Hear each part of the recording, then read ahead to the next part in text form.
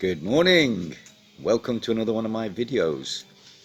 Today we've been given the SIP ignition kit sport version to test thoroughly to destruction possibly. But well, first of all I'll show you what the kit contains. Let's have a look. Right, well, here we are. Here's the kit in its nice little box. It comes with a full instruction kit in various languages, the pamphlet showing you exactly how to fit it, how to wire it, but it does show you a timing disc to use, but unfortunately it doesn't come in the box, so that's a bit of a no-no. For what that timing disc cost, they should have actually put it in the box for people to use. So what I'm going to do today is I'll fit it with no timing disc and I'll show you a way around it. But this is what it comes with. You've got this rotor that goes on the outside. It's quite light. It's nicely machined, CNC machined. I've seen other videos of this, but they don't really show you the quality of it. It is quite good quality. Here's the backing plate for the stator.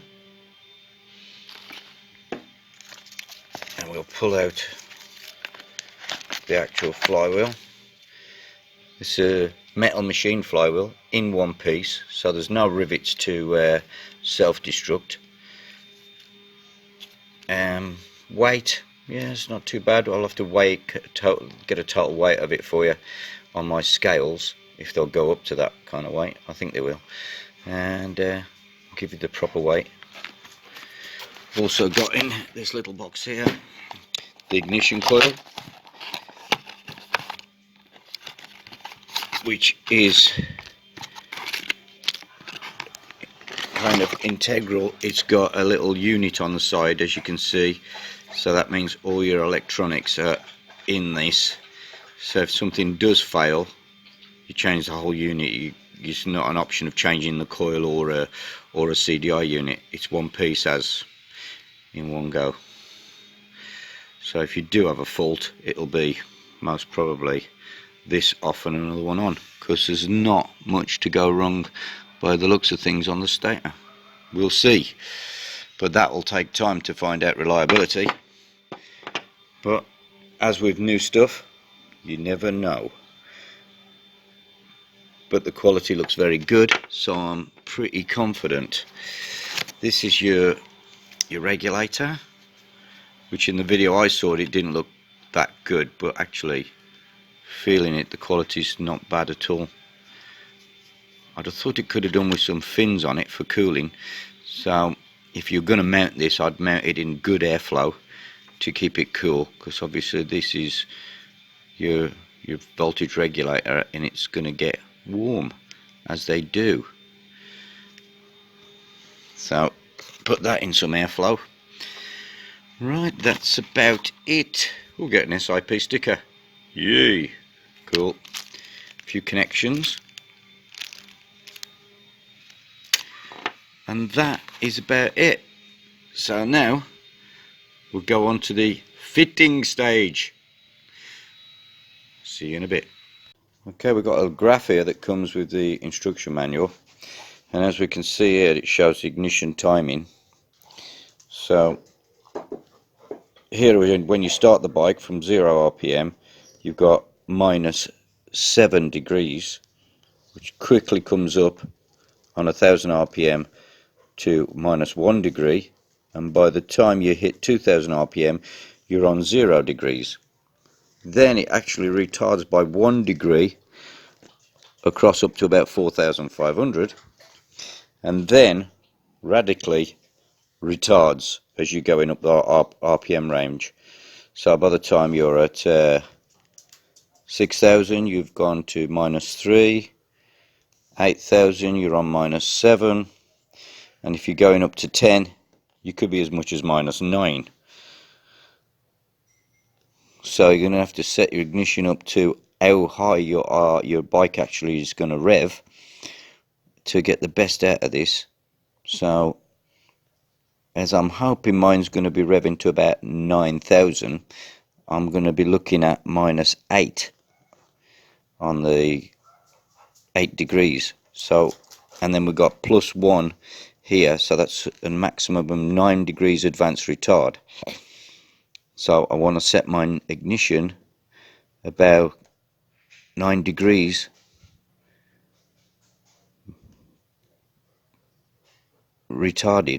advanced, sorry. We'll advance it 9 degrees, and then this will actually retard it, that 9 degrees. Show you when we set it up. So we're getting, like, in total, over a 9,000 RPM, about 9 degrees of advance and retard. Should work nicely. We'll see. Obviously, most of the actual power increase that you're going to feel will be down the low end, between 2 and 4,000 is where you're going to feel some punch down the bottom end, because it's giving you a nice advanced ignition there, and then it's retarding off, but it's got a nice gradual retard. So we'll see how it performs when it goes on. Let's have a look. Okay, this is the system I'm using, the normal BGM stator and the standard Indian flywheel at the moment that we're running on it. This is all coming off, and we're going to fit on the new SIP system. Pick the bike so damn dirty, I'm going to get filthy. Okay, we've got a few tools for the job. We've got a kind of homemade piston stop to get our top dead center, usual flywheel extractor, strobe gun, and we've already fitted the Allen bolts in with some Loctite. They didn't come with any Loctite on them, but I would advise people to use Loctite. So that's been bolted together with the Loctite. We've got some nice screws to fit it with, stainless steel, rather than that doesn't come with the kit, that I've put in myself. So we're gonna mount the flywheel in, mount the stator in first. We're just going to mount it at the center position for now, because we've got to determine yet our new top dead center mark, and then measure the degrees of timing that we want to set it up at. So first of all, we'll just mount it and then determine our new top dead center from there. Okay, that's our fan bolted onto the flywheel. Now, as you can see here at the front is the keyway. Now, the keyway at top dead center is facing directly forward to the cylinder. So we're going to put a new timing mark on our fan in this position at about, that would be from there, the 4 o'clock position from the keyway. We're going to put a new arrow here on this part of the flywheel. Once we've got that arrow on, we're going to put the flywheel on, we're going to put our piston stop in, and we're going to then create our new top dead center mark. Because you can put the arrow anywhere you like, it's just going to vary the position where your top dead center mark is. But as long as you've got an arrow on the flywheel and a top dead center mark, then you can work out your ignition timing from there. You don't need a timing disc, because what we're going to do is we're going to measure the circumference of the flywheel, then we're going to subtract that into millimeters instead of degrees, if you get what I mean. So we'll have 1 point something millimeters will be 1 degree. We'll work that out on the calculator to get our exact the amount, and then we simply measure the amount in millimeters as per what degrees we want to retard by, and then mark it on the casings. So first of all, we're going to mark this up. Okay, so we've measured with the vernier across the two stop marks, and we got 50mm. So we share that by half, is 25mm. So then we set the vernier at 25mm. 25mm, and we get this new top dead center mark,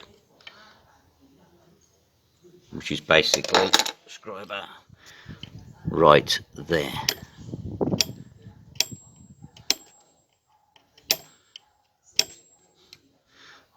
There we go. We'll mark that clearly because I've got more timing marks on my mag housing than you've got little sweetie tots on the millions and thousands, or whatever, hundreds and thousands. So they're everywhere. So I need to really make sure that that's seen. We'll let that dry, and then we'll put a scribe mark through it.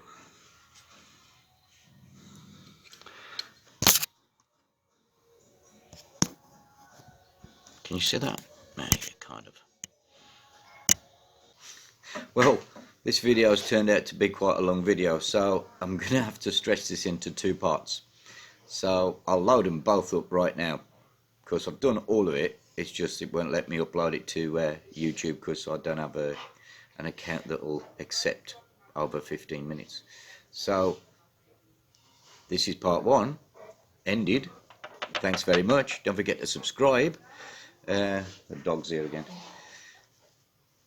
And click on and watch the second part. It's coming straight now. Thanks. See you later.